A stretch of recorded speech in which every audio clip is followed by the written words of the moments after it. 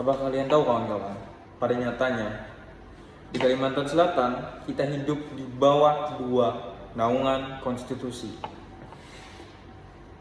Yang pertama, yaitu yang tertulis, peraturan daerah atau perda tentang apa saja itu, mengenai lingkungan hidup, tata ruang, dan perdagangan. Tapi, yang terjadi di lapangan malahan beroperasinya konstitusi lain, yaitu konstitusi yang bakal kita jelaskan ini, yang ditulis dalam tatapan mata tetua saat membicarakan tambang. Kembali lagi bahwasanya Kalimantan Selatan darurat tambang, kawan-kawan.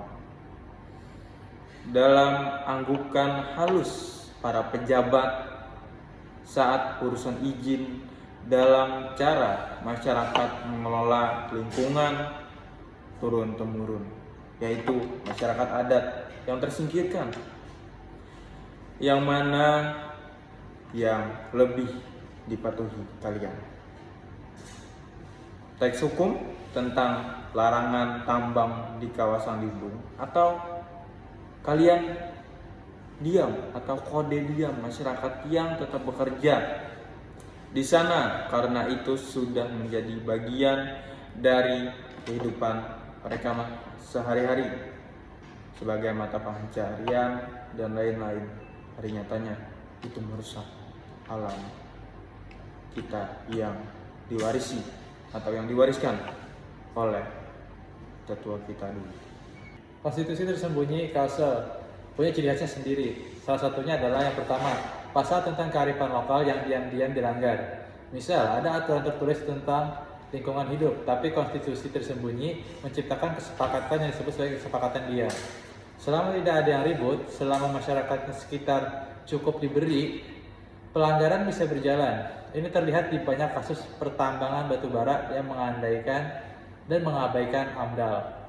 Lalu ada yang kedua, pasal tentang basa-basi, banjar di dalam birokrasi.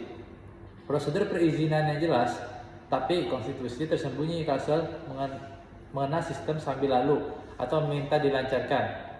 Sebuah komunikasi non-verbal halus yang sudah sering dipahami dan jadi turun-temurun berasa sangat efektif daripada mengikuti semua aturan yang tertulis. Lalu yang ketiga ada pasal tentang konservasi yang kontradiksi. Misalnya, budaya Banjar kaya dengan simbol konservasi, bayun maulid, ritual sebelum menangkap ikan, dan lain-lain. Tapi konstitusi tersembunyi sering membiarkan politik yang merusak, diam terhadap pembakaran lahan, anggukan setuju terhadap alih fungsi lahan gambut, dan lain-lain. Pesan non-verbal yang penting ekonomi berjalan. Itulah yang menjadi turun-temurun menjadi tradisi yang sangat kontradiksi dengan budaya Banjar yang kaya dan mencerminkan budaya Islam. Mari kita lihat contoh bagaimana konstitusi tersembunyi bekerja di Kalsel. Kasus 1, saat banjir besar di tahun 2021, ada dua narasi verbal, curah hujan ekstrim, dan non-verbal, ekspresi masyarakat yang muak melihat penggundulan hutan terus terjadi.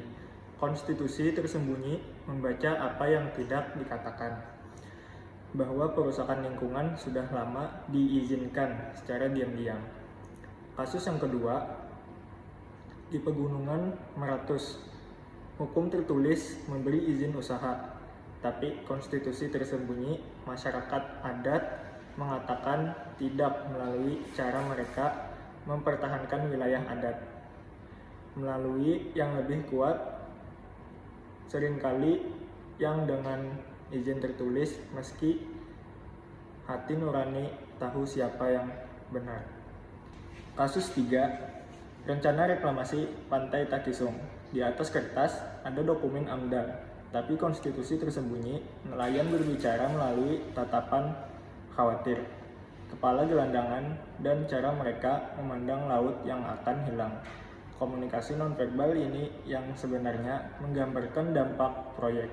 lebih jujur daripada laporan teknis. 3 alasan mengapa konstitusi tersembunyi sangat kuat di Kalsel. Yang pertama, budaya tidak konfrontatif. Budaya Banjar sangat menghargai kerukunan, menciptakan sistem komunikasi tidak langsung. Kritik disampaikan melalui sindiran, gelengan kepala, atau diam. Hukum formal yang konfrontatif, surat peringatan, denda, sering kalah dengan teguran halus yang justru lebih ditakuti karena melibatkan sanksi sosial. Yang kedua, jenjang keluarga yang sangat kuat. Di Kalsel, sanak saudara adalah mata uang sosial. Sebuah pandang mata dari paman yang pejabat bisa berarti lebih dari surat perintah resmi. Sistem ini dijalankan melalui komunikasi nonverbal dalam pertemuan keluarga, arisan, atau acara adat. Yang ketiga, warisan sistem nilai lokal PS modernisasi. Nilai-nilai seperti wajah sampai kaputing, konsekuen, dan hakun lupis, manis di luar, pahit di dalam, menciptakan bahasa nonverbal yang kompleks. Seseorang bisa tersenyum, setuju, tapi sebenarnya menolak. Hukum tertulis tidak bisa menangkap nuansa ini. Lalu bagaimana menyelaraskan kedua konstitusi ini di Kalsel? Yang pertama, memformalkan yang baik dari konstitusi tersembunyi. Ambil kearifan lokal nonverbal yang positif. Cara masyarakat adat berkomunikasi dengan alam. Sistem peringatan dini banjir dari membaca tanda-tanda alam. Nilai gotong royong. Jadikan ini bagian dari peraturan tertulis yang legit. Yang kedua, memecah kode diam yang merusak. Lawan kode diam yang merusak dengan transparansi verbal.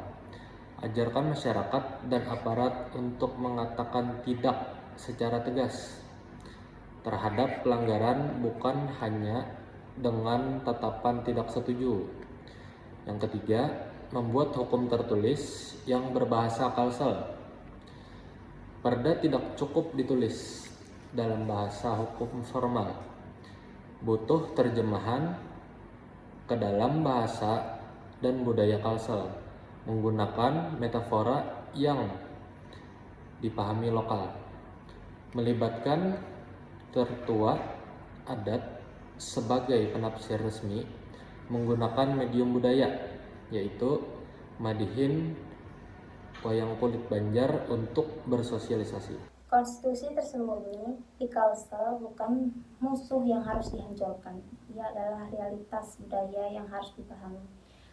Tantangannya adalah bagaimana membuat konstitusi tertulis cukup bijak untuk membaca bahasa nonverbal masyarakat Banjar, dan bagaimana membuat konstitusi tersembunyi cukup berani untuk mendukung hukum yang adil. Disinilah masa depan Kalsel ditentukan, bukan di gedung DPRD saja, tetapi di setiap tatapan mata yang memilih untuk diam atau berbicara, di setiap anggukan yang setuju atau menolak, di setiap cara kita sebagai orang Banjar berkomunikasi tanpa kata tentang apa yang kita anggap benar.